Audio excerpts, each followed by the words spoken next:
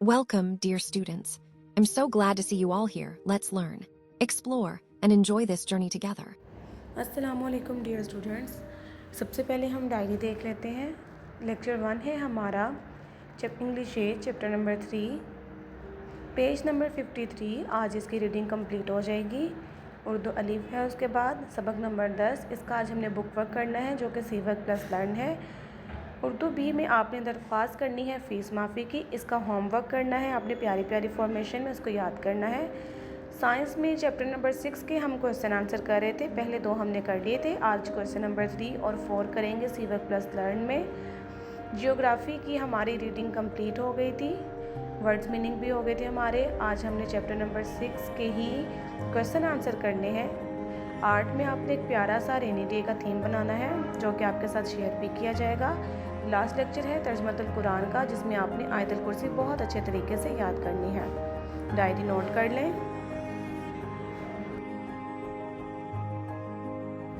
Let's move towards our first lecture, जो कि है हमारा साइंस का। साइंस के हमने पहले 2 शॉर्ट क्वेश्चन कर लिए थे। आज हमने क्वेश्चन नंबर 3 और 4 करना है। डेट एंड डे मार्क कर लें।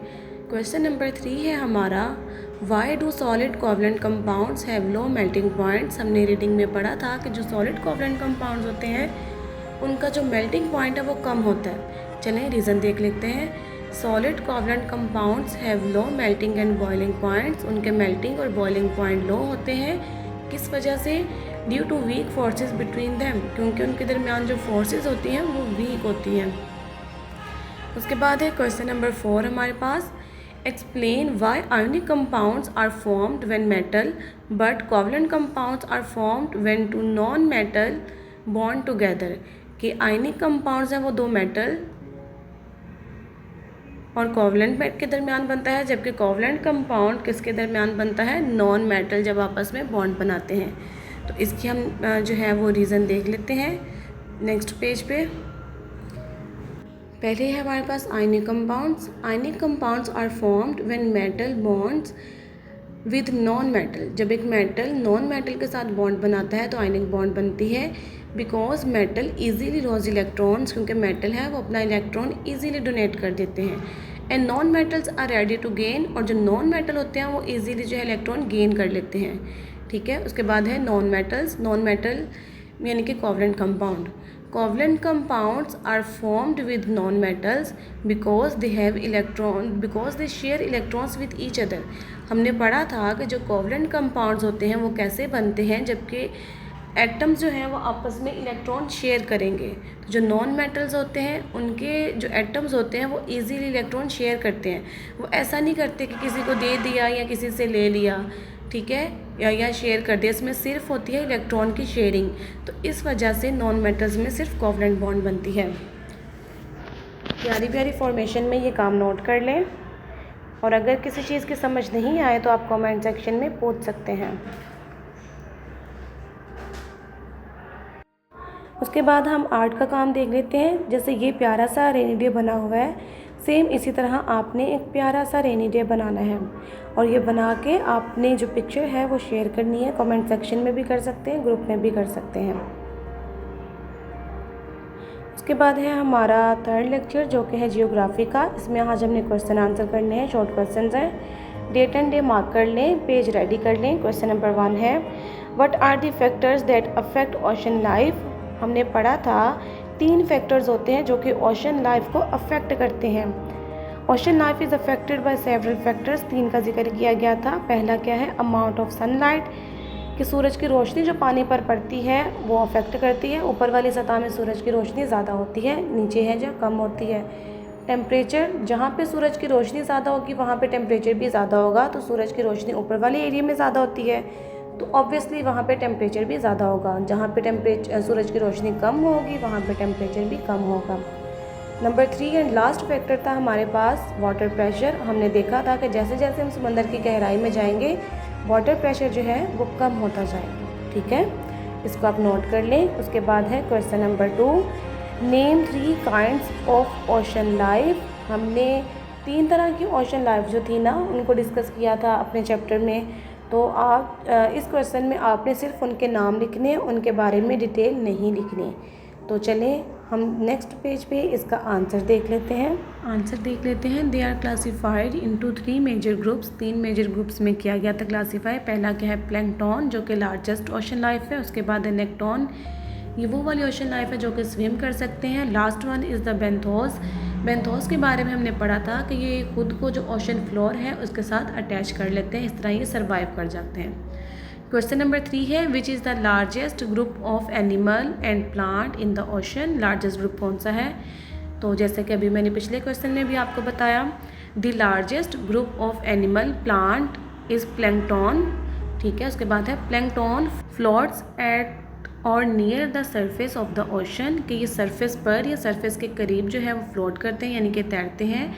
वेयर देयर इज़ सनलाइट, जहाँ पे सूरज की रोशनी होती है। Is that clear.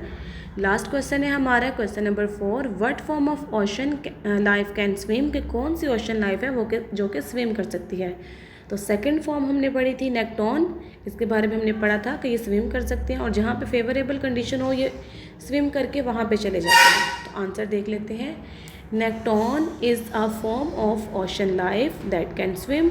ठीक है, नेक्टोन वो वाली ओशन लाइफ है जो कि स्विम कर सकती है। कहाँ से स्विम करती है, अगर टेम्परेचर कहीं पे ज़्यादा हो गया है तो ये वहाँ पे स्विम कर जाएगी जहाँ पे फेवरेबल टेम्परेचर होगा। यहाँ तक आज हमारा जियोग्राफी का था, इसको आप नोट कर लें और कमेंट्स में आपने ये भी बताना है कि आप ऑनलाइन वर्किंग को एंजॉय कर रहे हैं या नहीं कर रहे। अब हमारा जो है अगला लेक्चर इंग्लिश ए का है, जिसमें पेज नंबर 53 की हम रीडिंग कर रहे थे। आज हमारी रीडिंग कंप्लीट हो जाएगी, साथ साथ आप उर्दू की ट्रांसलेशन जो है वो लिखते जाएं। चलिए स्टार्ट करते हैं। इनक्रेडिबल थिंग्स, इनक्रेडिबल का मतलब होता है नाकाबिले यकीन। हैपनिंग हो रही हैं in the upper Hunza, upper Hunza में नाउ अब। समीना बेग सेड, समीना बेग ने कहा, समीना बेग ने कहा कि अब अपर हुंजा में नाकाबिले यकीन चीज़ें हो रही हैं। अनलाइक की बजाय when I was growing up, जब मैं मतलब कि ग्रोइंग अप बड़ी हो रही थी। गर्ल्स लड़कियां आर नाउ अब प्लेइंग खेल रही हैं फुटबॉल, फुटबॉल एंड क्रिकेट और क्रिकेट। जब मैं बड़ी हो रही थी तब ऐसा नहीं था, लेकिन अब लड़कियां फुटबॉल और क्रिकेट खेल रही हैं। As well as undertaking, undertaking जिम्मेदारी ले रही हैं। स्काइंग, स्काइंग की। रॉक क्लाइंबिंग, पहाड़ों पर चढ़ने की। माउंटेन ट्रैकिंग, ट्रैकिंग का मतलब होता है पैदल सफ़र करना, तो पहाड़ों पर पैदल सफ़र करना। एंड बाइकिंग, और बाइकिंग की। साथ ही साथ वो स्काइंग पहाड़ों पर चढ़ना, माउंटेन ट्रैकिंग या माउंटेन पर पैदल सफ़र करना और बाइकिंग की ज़िम्मेदारी भी ले रही हैं। इन द फ्यूचर, मुस्तकबिल में, यू विल सी, आप देखेंगे, मैनी समीना बेग्स, बहुत सी Samina Beg, from my village, मेरे गांव से, गोइंग जो कि जा रही होंगी, इनटू माउंटेनरिंग, कोहे पेमाई में। शी एडेड, उसने मज़ीद कहा, उसने मज़ीद कहा कि मुस्तकबिल में आप मेरे गांव से बहुत ज़्यादा समीना बेग देखेंगे जो कि कोहे पेमाई में जा रही होंगी। इन फरवरी 2018, फरवरी 2018 में रिकग्नाइजिंग, तस्लीम किया जाता है समीनाज अचीवमेंट, समीना की कामयाबियों को। The United Nation development programme, United Nation development एक प्रोग्राम है। अपॉइंटेड, मुकर्रर किया गया, हर उसको as a goodwill ambassador, ambassador का मतलब होता है नुमाइंदा, फॉर पाकिस्तान, पाकिस्तान के लिए, टू हेल्प, मदद करने के लिए, फाइट क्लाइमेट चेंज, मौसमियाती तब्दीली, पॉवर्टी, गुर्बत एंड इनइक्वालिटी और अदम मसावत। अब इसका जो है वो लाइन, पूरी लाइन का तर्जुमा देख लेते हैं। फरवरी 2018 में अक़वाम मुत्तहिदा के तरक्याती प्रोग्राम ने समीना ख़याल बेग की कामयाबियों को मद्देनज़र रखते हुए उन्हें पाकिस्तान के लिए एक गुडविल नुमाइंदा मुकर्रर कर लिया ताकि वो मौसमियाती तब्दीली, गुर्बत और अदम मसावात के साथ जदोजहद में उनकी मदद कर सकें। यहाँ तक आज हमारा इंग्लिश ए का लेक्चर था। हमारी रीडिंग कंप्लीट हो गई है। कल हम इसका नोटबुक वर्क स्टार्ट करेंगे। आप यहाँ पे डेट मार्क कर लें, मीनिंग्स लिख लें, कोई चीज़ नहीं समझ आ रही तो आप पूछ लें। चलिए स्टूडेंट्स, अब मूव करते हैं हमारे लास्ट लेक्चर की तरफ जो कि है उर्दू अलिफ का। इसमें हमने सबक नंबर 10 का बुक वर्क करना है। डेट एंड डे आप मार्क कर लें। पहला है सवाल, शॉर्ट क्वेश्चन हमने कर लिए हुए हैं। उसके बाद है नज़म के मुताबिक दुरुस्त मिसरे मिलाकर अशार मुकम्मल करें। तो देख लेते हैं। पहला है टंगोर गंडार खड़ी थी, इसका है सेकंड जो है मिसरा, पर बूंद अभी नहीं पड़ी थी।